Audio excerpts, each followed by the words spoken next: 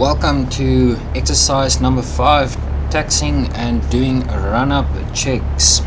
So today, as you've heard from the title, we're going to quickly run through a few items when we are about to taxi the aircraft as towards the run-up bay, where we'll actually configure the aircraft for the altitude that we are currently at, so we just have the best power for the aircraft. So in short terms, we're just setting the fuel to air ratio correctly, and then doing also like a secondary confirmation checklist to ensure everything is safe for our flight. Let's get started. So as you know from the exercise starting up our aircraft, we have set the mixture for taxi. So always just make sure that you have indeed actually set your mixture for taxi, so you do not foul up those spark plug. Now just a little small thing for taxiing. Before we always taxi, just make sure oil and temperatures are still within the green, as well as just what is happening around us. If it's clear, is there no pilots or ground crew running around the aircraft? So from now we know actually it is clear. For this simulation, we'll just pretend we have actual clearance to try a few taxi patterns on the apron, and then we'll proceed to the run-up bay. For taxiing, what you want to use your throttle very gently. In a sense, I found students actually tend to over rev the engine when they want to move forward. You got to remember, this is an aircraft. It is not like a car where you actually have direct throttle response. You actually got to wait for your aircraft to build up a little bit momentum before it starts moving. So my plan of action when I usually fly an aircraft is to, if it's a straight and level surface, do not apply more than 1500 RPM to your taxi. What that means is, if you're more than 1500 RPM, chances are you are actually resting your feet on the brakes, and therefore the aircraft is struggling to move forward. So just to quickly understand a little bit more from our pedals and brakes. On the bottom we have our rudder pedals, but on top we have our brakes. So we tend to try and use as much of the rudder input as possible for if we do not need to make sharp turns. But when we do need to make sharp turns, then we will apply a little bit of brakes, but we try and see basically what we can do not to use unnecessary braking or rest our feet on brake. Perfect. So now that we've more or less set up everything, from here we've now got our clearance to taxi. We'll just put on our taxi light if you have a good one, a taxi light for good airmanship, and then we'll do a final check, and then we're gonna feed on the brakes and then release the main parking brake for the aircraft. Now what we do usually before a actual taxi, you're just gonna hold the brakes, advance the power a little bit, let it move forward, reduce the power, and then apply gentle brakes just to confirm the aircraft brakes are actually serviceable. So what from this direction, what I also want to teach you is never add power or have power and then apply brakes. If you want to brake the aircraft or bring the aircraft to a standstill, reduce the power all the way, apply brakes, and then once the aircraft has come to a stop, move the advance the throttle back to 1000 RPM for idling. Perfect. So now let's get taxiing. When we taxi, there is one or two checks that we do. I want to show you now. I'm gonna do a left turn. Now look what's gonna happen to my turn and indicator slip ball. The ball is going to go out towards the right. Wings is going to actually show we are in a roll. Compass is decreasing as well as my DI. So whenever we are doing turns, we are then confirming basically our instruments is working as well. So this is just another test that we can do while we are taxiing.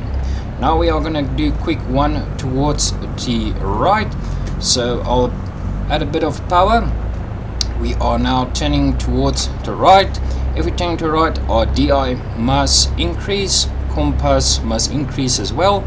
Wings must be showing a roll to the left with the turn and slip indicator ball showing out towards the left. So I'm going to show you now in practice how that actually is working. Perfect. So now we can proceed towards the runner bay. Also another feature, if you turn the aircraft, remember an aircraft doesn't have a steering wheel, it uses differential braking. Therefore meaning we have to actually apply a bit of brake or rudder to get the aircraft to turn. Now if you do turn, remember if you apply the brake, that's going to slow down the aircraft. So you just want to add a little bit of throttle on your taxiing when you are commencing a turn. When you're sitting in a real aircraft, all that you can do to stay on the center line of the yellow taxi line, just make sure this line is crossing through your right knee. If you're sitting in the captain's pilot seat, that will keep you centered. So now we're coming towards a turn. I'm decreasing the power. It is a little bit of downhill, applying a little bit of brake but not much.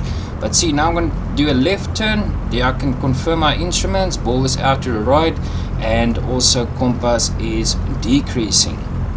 Now what I want to show you here is it is a bit of a downhill. So if I'm going to say taxi at normal RPM settings, you're going to see actually the aircraft is going to start running away. So let's just speed up a little bit and we wait for that momentum to build.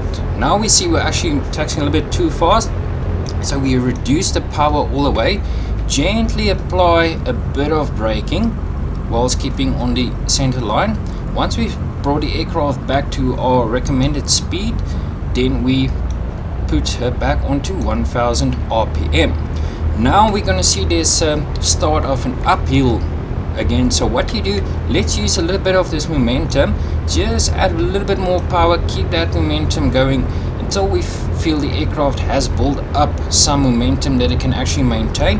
Then we can bring it back to just over 1000 RPM to maintain.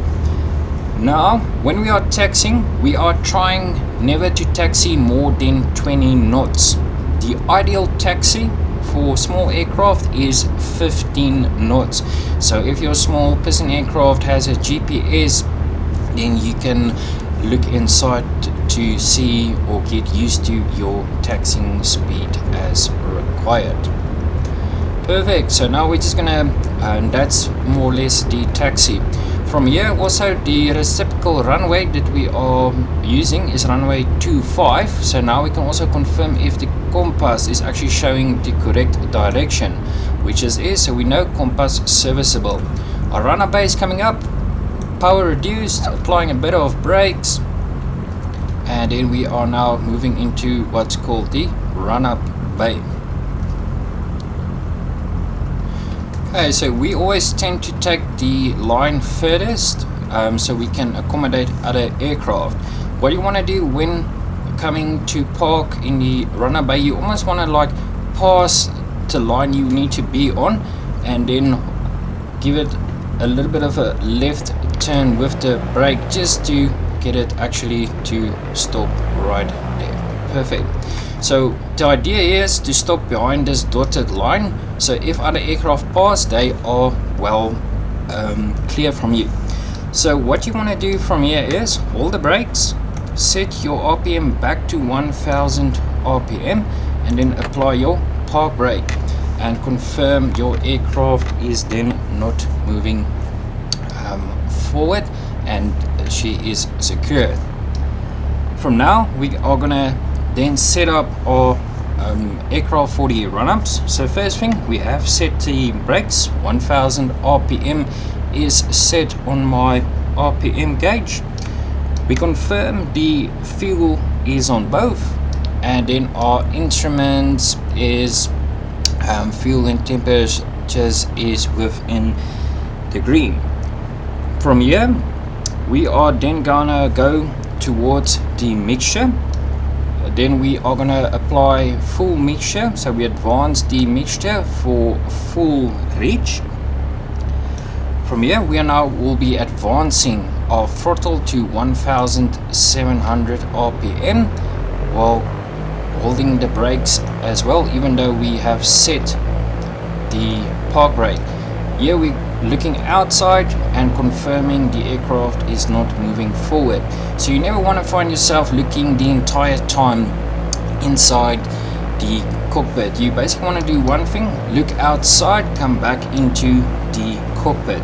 So that's something you can also then get into the habit. But just for the simulator, I am going to keep within the cockpit, but in real life you'll be looking outside, outside.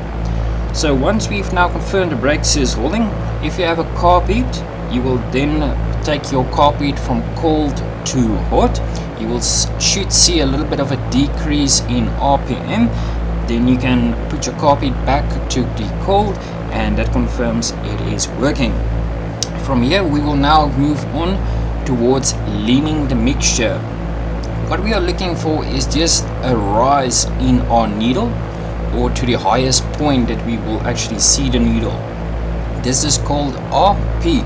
So you start, some aircraft you can literally turn the mixture knob to the left to lean it. Unfortunately I can't do it in the simulator, so I'll just gently start reducing it and then keep an eye out on the RPM as well. So there she starts rising, and then you're gonna get to drop. So now you actually just wanna take it to the highest point that you've seen. If you are able to turn the mixture knob to the right to make the mixture more richer, turn it 3 times, or just move it in a little bit extra to give you that optimum. From here we are now gonna look and confirm if our magnetos is working. So we are on 1700, but then we set up the aircraft to get a peak, so you see actually it is now showing a little bit more power.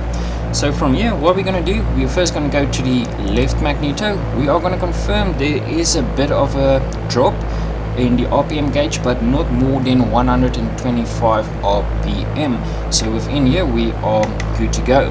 What you want to do, once you switch the magnetos onto left, leave it there for about 3 seconds, because if your aircraft is fouled up, you will actually see the RPM gauge then starting to flutter. Then you know there is fouling on the spark plugs. So once that's done, move it back to both, wait for the peak RPM, then move it to the right.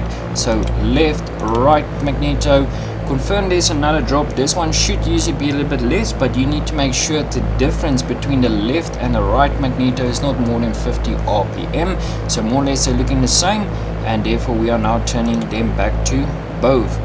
In the actual aircraft you can feel the clicks from the both left and right. So I teach my students go 1 click, 2 click, and then when you turn it back to both, then you also do not pass both and put engage the starter, so that just prevents then damage to the aircraft. Once that is done, we want to check our engine temperatures again. So our temperatures and pressures in the green. We're going to confirm our vacuum is for the gyro instruments is within the green. Ammeters shows for a positive charge, as well as we done with that. From here we will then go towards the compass. What we do, we look at our compass, also confirm more or less if this direction is to the south. Is the compass showing to the south? Indeed it is. So now we will then align compass to the DI. So it's roughly there about 200, so we can then just set 190 or 200, depending on what it's closest at. For that one it shows actually 190, so we'll leave it for you guys there. Now last thing what you want to do, you want to reduce your throttle all the way to idle. This is to ensure when you're actually coming in for a landing and you take away your power that the aircraft doesn't cut out, and roughly it should show you about RPM of 700, 800. If it's not below 1000 RPM, then there should be a problem with the aircraft, and then you're actually going to struggle to land the aircraft. So make sure that is below 1000. If you do it, keep it there for about 5 seconds, and then if she doesn't cut out the aircraft, put the RPM back onto 1000 RPM. So that's now the run-up checks and calibration of your engine done and dusted. Now we're just gonna go through what's called the pre-takeoff checklist. This is also known widely around the world as too many pilots go fly in heaven early. So what's going to happen, we're going to use that sentence, too many pilots go fly in heaven early, and then each letter, beginning letter of each word will tell us what to look for. So first thing is for us to actually test the controls. I'll just bring the control column back up. What you do, you want to push the control column forward all the way to the left, bring the control column back all the right, back, turn right, all the way forward and center, and make sure it is clear of obstructions. While doing this, you also want to then confirm, is my ailerons actually moving up and down, because it's no use that your control column is moving about, but then maintenance forgot to actually attach the cable to the aileron. So that's why it's very vital to confirm outside your ailerons is actually moving. I'll go ahead and hide that for a second. From here, the throttle friction nut. If you turn it to the right, it basically just makes your throttle and mixture harder to move, basically like almost locking it. Sometimes what can happen if this friction nut is not locked and you are taking off, your throttle and mixture can actually move out, meaning it will be reduced, and then you can experience an engine failure. So this is why we always keep our hand on the throttle during takeoff, but that more in the takeoff exercise. From there we are going towards the trimmer. Now usually your aircraft should have a neutral position, but what happens if we can't see the neutral position? All that you want to do from this side, you want to look at the back of your aircraft, you want to pull the control column back, and there you can actually now see your trim tab is not in the correct position. So now you can actually just trim it. There we go, it's trimming until we have it centered with our elevator. So this is how we actually trim it if we can't see. So we've trimmed it and now we can see it's spot on, so either going forward or back for the trim. Once that is done, confirmed, we're going to M for mini. So M is for mixture. Have we set the mixture? Yes we have, so that's checked. Magnetos, did we put it back into both? Checked. Masters, is it on? Checked. So too many. Then pilots, the P is for pressures and temperatures. So we're just confirming our temperatures and pressures is not in the green, which it is, as well as our exhaust gas temperatures. Then if you're flying a carburetor engine, you have your primer situated right here. Just confirm it is like in the lock position. Furthermore, you are going to go for your pitot cover. Let's move down a little bit here. This pitot cover, when the aircraft is parked, it should have a red cover on it. Make sure that has been also removed during the pre-flight, otherwise most of our instruments would not function, as well as the main thing we're looking for, our airspeed will not register, so make sure that is removed. Then moving on to G, the too many pilots go. So gyro instruments, do we have sufficient suction?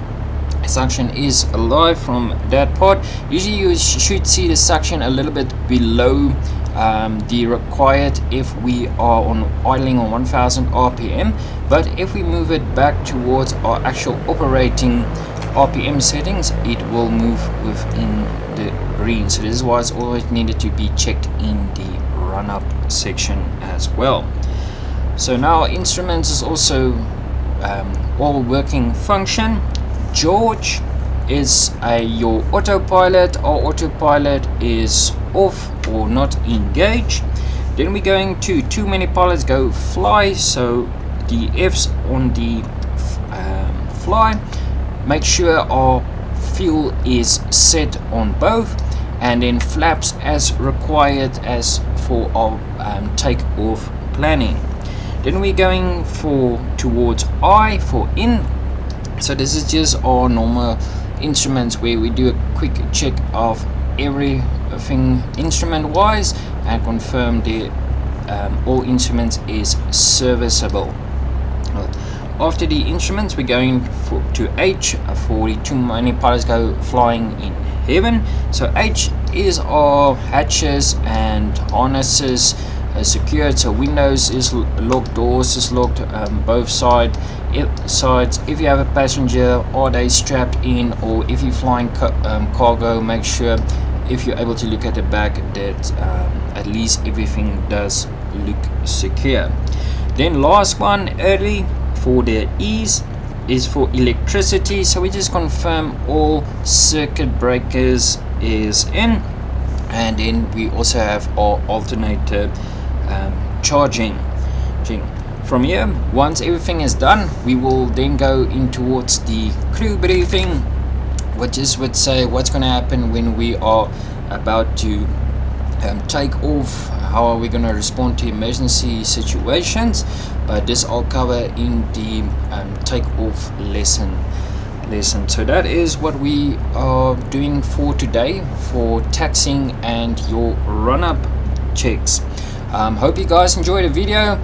To be notified about new videos being uploaded, please subscribe to my channel and hit the bell, then you will know as soon as videos have been uploaded. Keep well, enjoy your day, and I hope to see you tomorrow again. Cheers.